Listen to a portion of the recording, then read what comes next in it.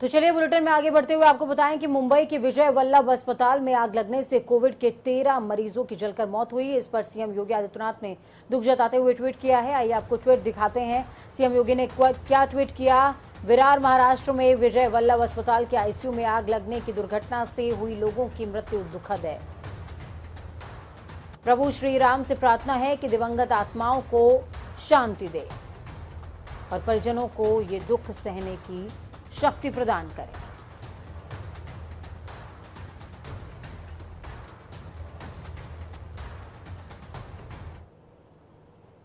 जैसे जैसे दिन बीत रहे हैं वैसे वैसे कोरोना संक्रमण की रफ्तार तेज होती जा रही है। सरकार बचाव और इलाज के संसाधन जुटाने में लगी हुई है और उसी तेजी से मरीज बढ़ते जा रहे हैं। उत्तर प्रदेश में कुल सक्रिय मरीजों की संख्या 2.5 लाख के पार पहुंच गई। प्रदेश में बीते 24 घंटे में कोरोना वायरस के 34,389 नए मामले सामने आए हैं, जबकि 195 मरीजों ने अपनी जान गंवा दी। प्रदेश में एक्टिव केसेस की संख्या बढ़कर 2,59,810 पहुंच गई है।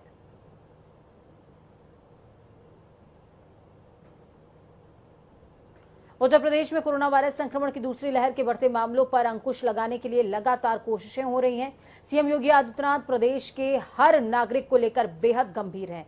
कोरोना वायरस से संक्रमित होने के बाद भी होम आइसोलेशन में रहते हुए कोविड प्रबंधन संभाल रहे मुख्यमंत्री योगी आदित्यनाथ ने वीडियो कॉन्फ्रेंसिंग से अधिकारियों के साथ हालातों की समीक्षा करी। इस दौरान मुख्यमंत्री ने कहा, हमारे लिए प्रदेश के एक भी नागरिक की मृत्यु बेहद दुखद है। ये प्रदेश की बड़ी क्षति है। कोविड संक्रमित मरीजों के परिजनों के साथ यथोचित सम्मान के साथ संवेदनशील व्यवहार किया जाए। उन्होंने कहा कि इस समय सभी लोग बेहद संकट के दौर से गुजर रहे हैं। हमारी कोशिश उनको बेहतर से बेहतर चिकित्सा सुविधा देने की है।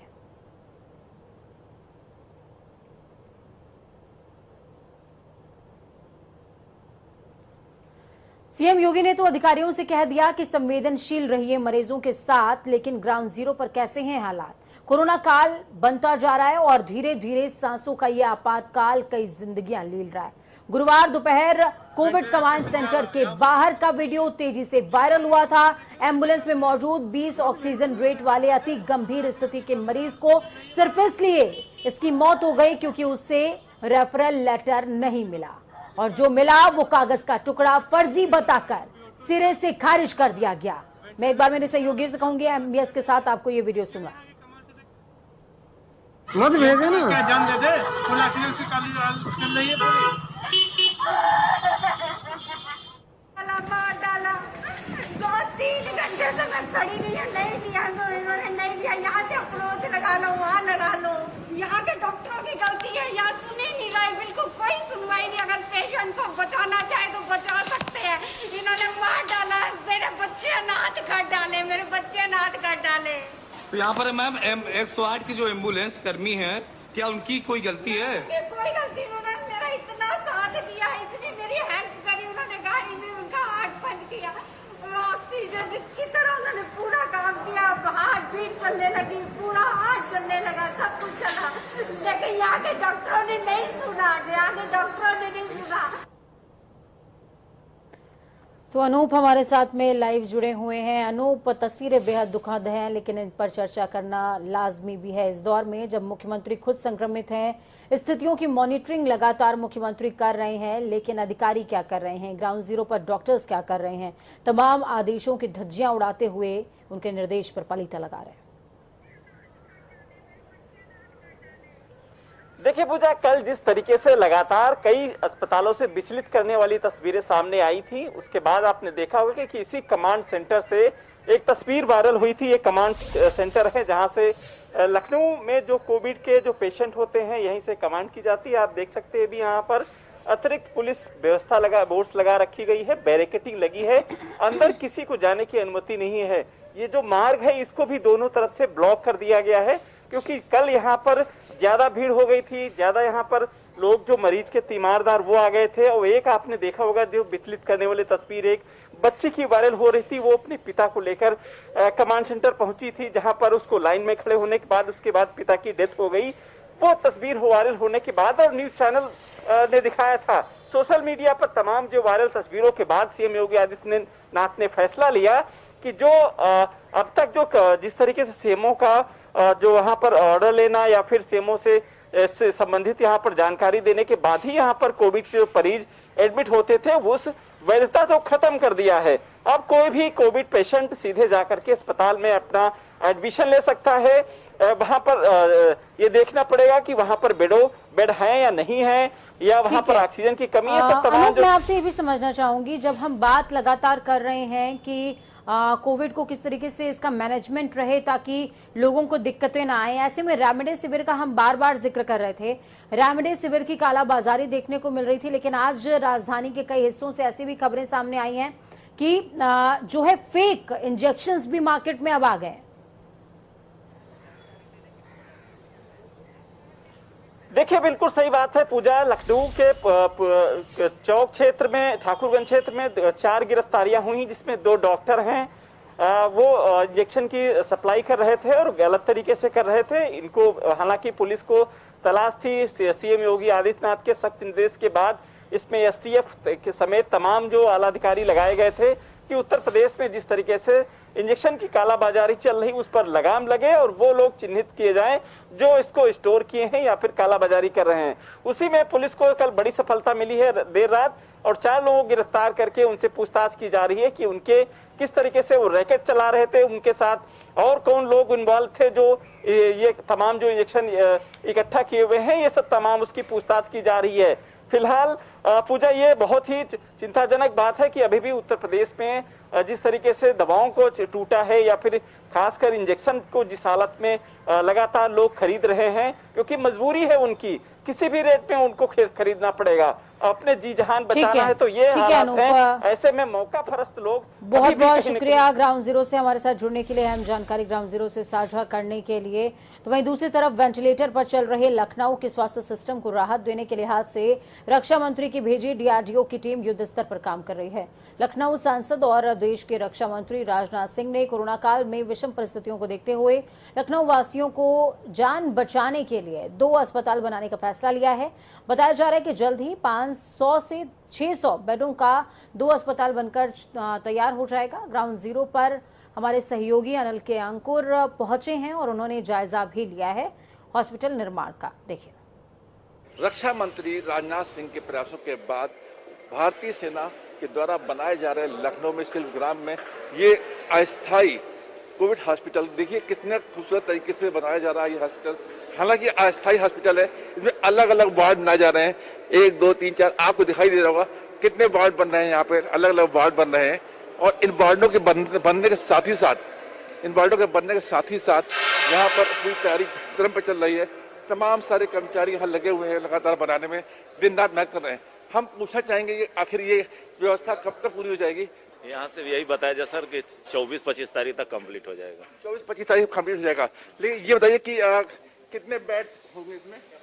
बेड का तो कैलकुलेशन एक्चुअली क्या है कि हम लोग आईटी वाले हैं सर, हम लोगों का काम कैमरे का है और बहुत सारी नेटवर्किंग का है, तो बेड पे 500 बेड है, 250 है, इसका मैं क्वांटिटी नहीं, हमें बताया कि पहले चरण में 300, फिर 3-4 दिन बाद 300, यानी 600 बेड का। तो जो भी यहाँ का हेड होगा वो बता पाएगा कि बेड कितना है। अच्छा, ये है कि व्यवस्थाएं जो है युद्ध स्तर पे चल रही हैं। जी सर, आपको क्या लगता है कि यहाँ पे ऑक्सीजन की कमी पूरी हो जाएगी? जी सर, बिल्कुल पूरी हो जाएगी। ये गवर्नमेंट ने बहुत सारे इंतजाम किए हैं, तो उसको देखते हुए ऑक्सीजन की कोई जरूर पूरी हो जाएगी। ये कब तक पूरा करने का लक्ष्य है? ये 24 को अपना कंप्लीट करके हैंडओवर कर दिया जाएगा। रनिंग पोजीशन में 25 तारीख से शुरू हो जाएगा। आप देख रहे हैं किस तरीके से यहाँ पे तैयारी चल रही है और यहाँ के कर्मचारी ये बता रहे हैं कि 25 तारीख से शुरू हो जाएगा। शुरुआत में तकरीबन 300, फिर उसके बाद 300, 2 पार्ट में ये शुरू हो जाएगा और निश्चित रूप से ये हॉस्पिटल लखनऊ के लिए और लखनऊ के आसपास के लोगों के लिए बहुत मददगार होगा। जनता टीवी के लिए लखनऊ से कैमरामैन अमन के साथ अनिल कुमार अंकुर। तो एक तरफ तो आपने देखा कि डीआरडीओ की टीम युद्ध स्तर पर लगी है, तो वहीं दूसरी तरफ राजधानी लखनऊ में ऑक्सीजन की किल्लत इस कदर बढ़ गई कि इसका अंदाजा आप इस बात से लगा सकते हैं कि गुरुवार को रात के वक्त सिविल हॉस्पिटल में कुछ लोग ऑक्सीजन सिलेंडर लूटने की फिराक में प्लांट की रैकी करते नजर आए। कुछ लोगों से ऑक्सीजन प्लांट के अंदर रखे गए सिलेंडरों के बारे में जानकारी जुटा रहे थे। इस दौरान जब कर्मचारियों को शक हुआ तो उन्होंने इसकी जानकारी निदेशक को दी है। सिविल हॉस्पिटल के निदेशक डॉक्टर सुभाष चंद्र ने मामले की गंभीरता को भांपते हुए तत्काल पुलिस बुला ली और संदिग्ध लोग इस बीच पुलिस के आने से दाएं बाएं हो गए, लेकिन सवाल ये कि सांसों की कीमत समझिए और अब सांसों की लूट भी शुरू हो चुकी है। कोरोना मरीजों को भर्ती करने के लिए सरकार ने इंटीग्रेटेड कोविड कमांड सेंटर से बेड आवंटन और जिला प्रशासन या फिर सीएमओ की पर्ची की जो अनिवार्यता है वो खत्म कर दी है। संक्रमित मरीजों की संख्या ज्यादा देखते हुए ये फैसला लिया गया। निजी कोविड अस्पतालों में मरीजों को पॉजिटिव रिपोर्ट के आधार पर अब सीधे भर्ती किया जाएगा। ये अस्पताल मात्र 10% बेड आरक्षित कर सकेंगे, जिन पर कंट्रोल एंड कमांड सेंटर के माध्यम से मरीजों को सीधी भर्ती मिलेगी।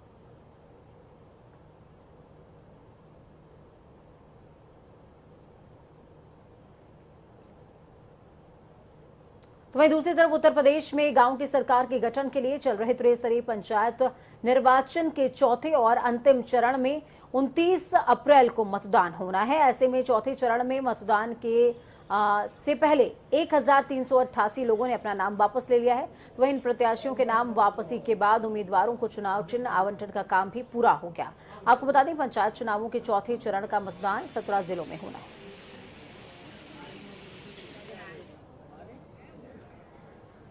इस खबर पर ज्यादा जानकारी के लिए संजीव हमारे साथ में जुड़ चुके हैं। संजीव, अभी हालांकि तीसरा चरण बाकी है, लेकिन चौथे चरण के लिए जो नामांकन की प्रक्रिया थी और नाम वापसी की जो प्रक्रिया थी वो पूरी हो चुकी है और उसके बाद प्रत्याशियों की संख्या भी सामने आ गई है, चिन्हों का आवंटन भी हो चुका है।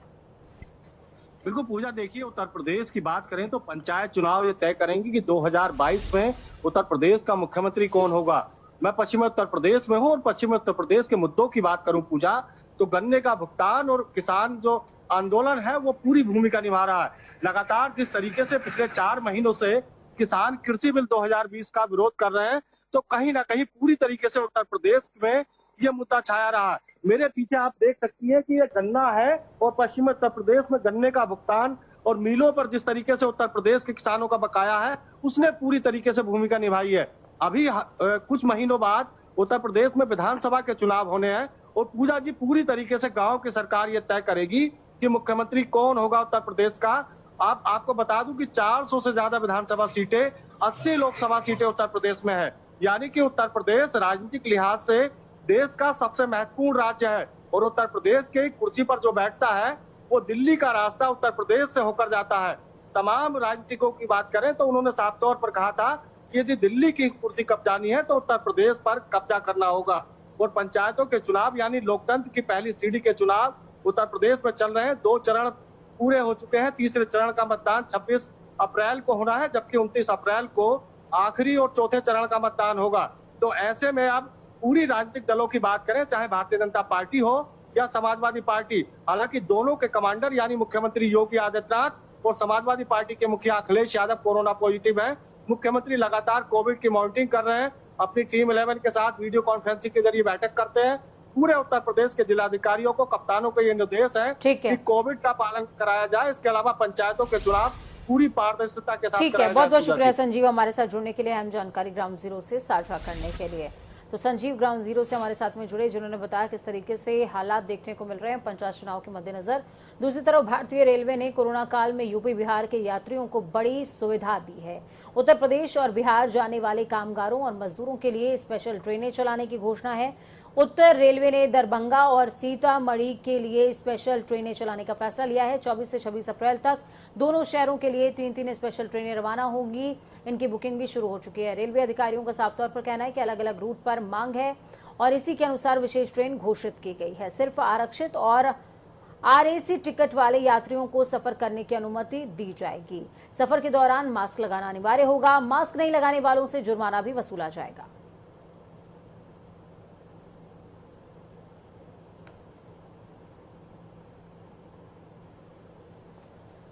चलिए, इस खबर पर ज्यादा जानकारी के लिए ग्राउंड जीरो से आगरा से हमारे साथ में प्रदीप जुड़ चुके हैं और साथ में कानपुर से अभिनव हमारे साथ मौजूद हैं। सबसे पहले रुक करेंगे तो आज नगरी आगरा का।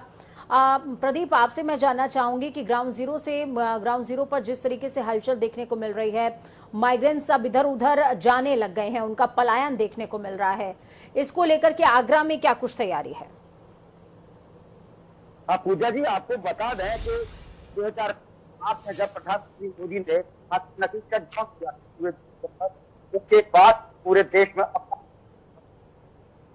दक्षिण से लेकर उत्तर तक के नागरिक गृह राज्यों के लिए भाग।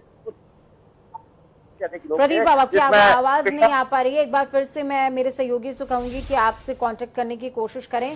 तब तक अभिनव आपसे जानेंगे कि कानपुर में क्या कुछ तैयारी है। औद्योगिक क्षेत्र है, प्रवासियों का जाना भी यहां से लगा रहता है, उनका आना भी लगा रहता है, तो ऐसे में कैसी तैयारी? जी बिल्कुल पूजा, आपको बता दूं कि जिस तरह से अचानक से 6 दिन का लॉकडाउन घोषित किया गया, तो कहीं ना कहीं जो पलायन करने वाले मजदूर थे और जो कानपुर में काम करने वाले मजदूर थे, उनको अपना पिछला कोरोना काल का समय याद आ गया और कहीं ना कहीं अफवाहों का दौर भी शुरू हो गया कि जिस तरह से उनको पिछले साल कई किलोमीटर लंबे रास्ते पैदल चलकर अपने घर तक पहुंचे थे, तो इस वजह से अचानक से जो बस अड्डों पर भीड़ उमड़ी वो कहीं ना कहीं नियंत्रण से बाहर हो चुकी थी। जिसके बाद उत्तर रेलवे ने दिल्ली से बिहार के लिए 6 स्पेशल ट्रेन चलाने का निर्णय लिया, जो उत्तर प्रदेश से कई दिनों से होते हुए बिहार को जाएगी, जिसमें कानपुर, लखनऊ, बाराबंकी, गोंडा और गोरखपुर होने के बाद जो बिहार की सीमा में जो रेलगाड़ियां ये प्रवेश करेंगी, जिससे कहीं ना कहीं जो कानपुर के बस अड्डों पर अचानक से जो भीड़ उमड़ी थी, जो नियंत्रण हो चुकी थी, जिस तरह से बसों पर लगातार बस के ऊपर भी सवारियां बैठकर जाती थी, बस के अंदर भी लगातार इतनी भीड़ थी, तो कहीं ना कहीं झकरकटी बस अड्डे पर और रेलवे के ऊपर भी जो भार है वो इन स्पेशल ट्रेनों से कम पड़ेगा। वहीं इन स्पेशल ट्रेनों में यात्रा करने के लिए कोरोना गाइडलाइंस का फॉलो करना आवश्यक होगा और जिनका रिजर्वेशन होगा वही इन रेलगाड़ी में यात्रा कर सकेंगे। और एक बात आपको और बता दूं कि रेलगाड़ी जिस स्टेशन पर पहुंचेगी उस स्टेशन पर उसके निर्धारित समय से 4 घंटे पूर्व तक कोई भी व्यक्ति रेलगाड़ियों में अपना रिजर्वेशन करा सकता है। ठीक है प्रदीप, हमारे साथ एक बार फिर से जुड़े हुए हैं। अभिनव, आपको यहाँ पर रोकना चाहूंगी, आपका रुख दोबारा करूंगी। प्रदीप, क्या कुछ तैयारी? आप अपनी बात पहले पूरी कर लें क्योंकि आपकी आवाज हम तक नहीं पहुंच पाई थी। ये पूजा जी बता दें कि देश के प्रधानमंत्री मोदी ने मार्च 2020 को अचानक ही लॉकडाउन कर दिया था, जिससे पूरे देश के अंदर अफरा तफरी का माहौल हो गया था। सबसे अधिक प्रवासी उत्तर प्रदेश और बिहार राज्य से आते हैं, जिसके कारण हर राज्य से आने वाले प्रवासियों को सबसे अधिक परेशानियों का सामना करना पड़ा था। बहुत से लोग काल कलवित असर हो गए थे, जिसमें 5 नदी से लेकर पूरी उत्तर प्रदेश तक शामिल है। हम आगरा की बात करें या पूर्वी उत्तर प्रदेश या बिहार की बात करें तो यहाँ पर लगातार सैलानी रेलवे से आ रहे हैं और दिल्ली से लगातार पलायन कर रहे हैं। कल हमने अपने चैनल पर दिखाया भी था कि जिस तरीके से रेलवे द्वारा और परिवहन उत्तर प्रदेश द्वारा जिस तरीके से तैयारियां की गई हैं। और पूजा जी आपको बता दें कि आगरा रेल मंडल में संक्रमण के कारण 100 से अधिक लोग संक्रमित हो चुके हैं, बावजूद भी रेल विभाग ने पूरी की पूरी तैयारी की है प्रवासियों को लेकर। ठीक है प्रदीप, मैं आपसे ये भी समझना चाहूंगी कि अमूमन ये देखने को मिल रहा है कि बस अड्डों और रेलवे स्टेशनों पर मुख्यमंत्री की तरफ से कहा गया है कि रैंडम टेस्टिंग करवाई जाए, एंटीजन टेस्टिंग करवाई जाए, तो इसको लेकर के किसी तरह के इंतजामात नजर आ रहे हैं क्या ग्राउंड जीरो पर? और क्वारंटीन सेंटर्स की भी घोषणा है। प्रदीप, यहाँ पर आप देखेंगे स्टेशन के अंदर हम देखेंगे तो यहाँ पर RT-PCR की पूरी व्यवस्था है, लेकिन ISBT आगरा पर इस तरीके की कोई व्यवस्था नहीं है। लेकिन दावा किया जाता है उत्तर प्रदेश परिवहन विभाग द्वारा कि वहाँ पर RT-PCR की व्यवस्था होगी, लेकिन वहाँ पर नहीं सैनिटाइजर की व्यवस्था है। और भीड़ लगातार दिल्ली की तरफ से कूच कर रही है आगरा के लिए, पूरी उत्तर प्रदेश के लिए, लेकिन वहाँ पर किसी भी तरह की कोई व्यवस्था नहीं है। संक्रमण की बढ़ने की संभावना। और बिल्कुल ये बहुत बड़ी लापरवाही है, ये बहुत बड़ी लापरवाही है। मुख्यमंत्री खुद संक्रमित होते हुए जब तमाम चीजों की मॉनिटरिंग कर रहे हैं, कह रहे हैं कि ग्राउंड जीरो पर तमाम तरह के इंतजामात किए जाएं, सुनिश्चित हों, तो वो होने चाहिए। चलिए, बहुत बहुत शुक्रिया आप दोनों का ही हमारे साथ जुड़ने के लिए, अहम जानकारी ग्राउंड जीरो से साझा करने के लिए। तो यहाँ पर वक्त छोटे से ब्रेक का है, ब्रेक के उस पार खबरों का सफर लगातार जारी रहेगा। जनता टीवी की आपसे एक ही अपील है, हाथ छूने नहीं है, हाथ छोड़ने भी नहीं है, अपना और अपनों का बहुत ज्यादा ख्याल रखना है।